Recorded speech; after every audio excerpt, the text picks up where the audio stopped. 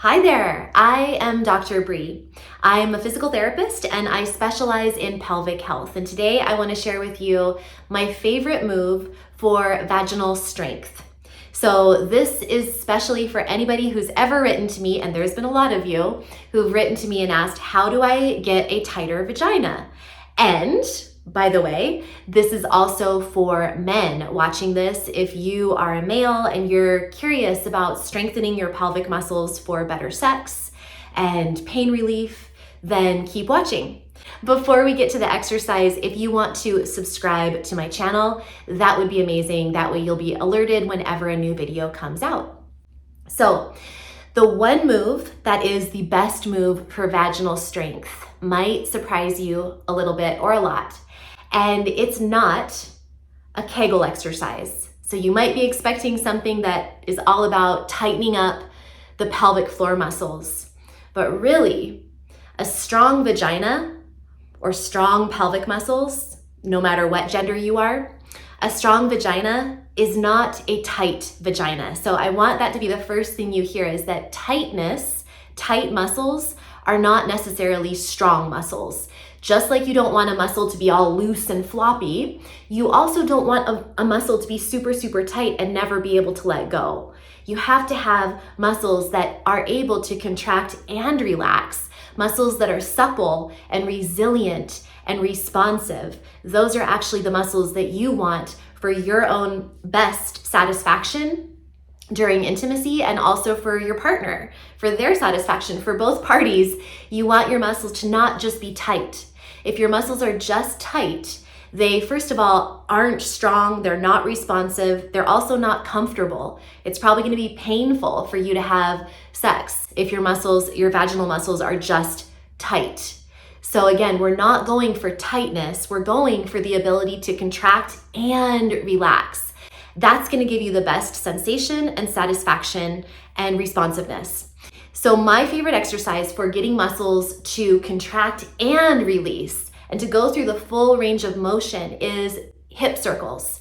Now, I want to show you some different positions for hip circles that are going to really, really help you as far as increasing your ability to feel the contraction and the release of the pelvic muscles. First, let me just show you where the pelvic muscles are that we're even talking about. This is your pelvis, and your pelvic floor muscles are located inside your pelvis. There are quite a few different muscles that make up the pelvic floor. There's an outer layer of small little muscles, and there's also a deeper inner layer that has many muscles associated with it. So it's not just one muscle, it's actually a group of muscles that make up the pelvic floor. And these are the muscles that surround the urethra, the vagina in a female, and the anus. And they help to support your pelvic organs. They're the floor of the core of your body. They help you be more stable.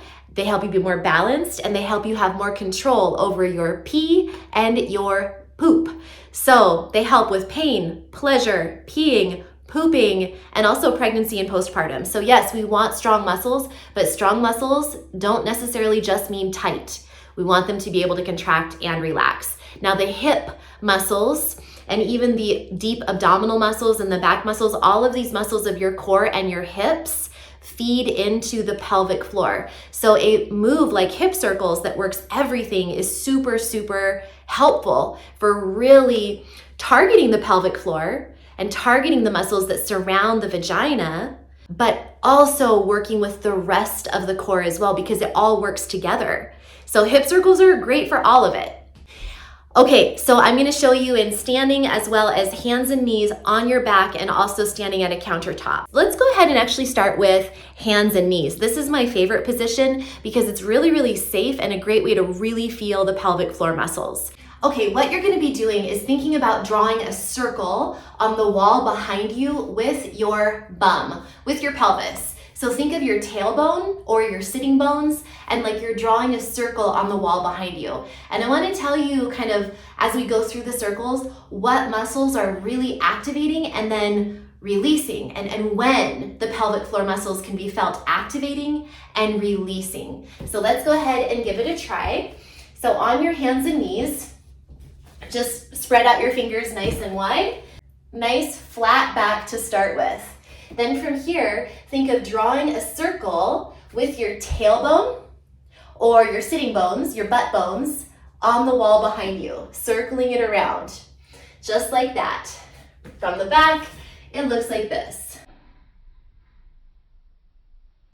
We can take it really slow, so you can lift your tailbone up toward the sky, and then you can swing it to the right or left, it doesn't really matter, so swing it to one side, and then tuck your tail under, and then swing it to the other side, and then release up. So to the side, tuck your tail under, to the other side, and release up.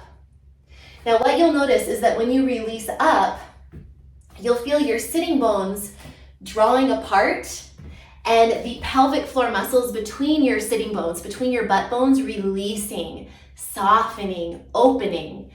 And then when you swing it to the left and tuck under, that tucking under, you should feel the sitting bones drawing together and your tailbone coming in. So everything in your pelvic floor muscle area is shortening and it's tightening. And you can also feel your low belly pulling in and up. So everything is pulling in and up and lifting. Your belly's lifting and your pelvic floor muscles are gently contracting as you tuck your bum under. And then you release up. And again, tuck it under, feel the lifting of the pelvic floor, pulling into the abs, and then the release. So as you're doing the circle, you feel contraction of the pelvic floor, tightening of the vaginal muscles, pulling in of the low belly, and then circle it around and release back up. Breathing with this, you inhale to release, exhale as you circle around and pull everything in and up. Now, don't get too caught up on the breathing because that just takes the fun away from this move. But the key is be sure that you're not holding your breath. Do not hold your breath. So however many times you circled one direction, just make sure you go the same number of times the other way. Now let's try it on our back. So this is another great way to do hip circles. You want to come down onto your back. And in this position, you can just think of isolating your pelvis and doing little circles on the ground. So it doesn't have to be a big circle. This can be very tiny, but you think about circling your hips against the wall in front of you now. So it's a tiny little move. I'll show you from the front here. We're circling in a tiny little circle, lifting to the side, down, and to the other side. I'm gonna go this way.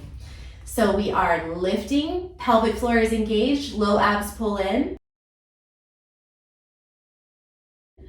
We go to the side, we release,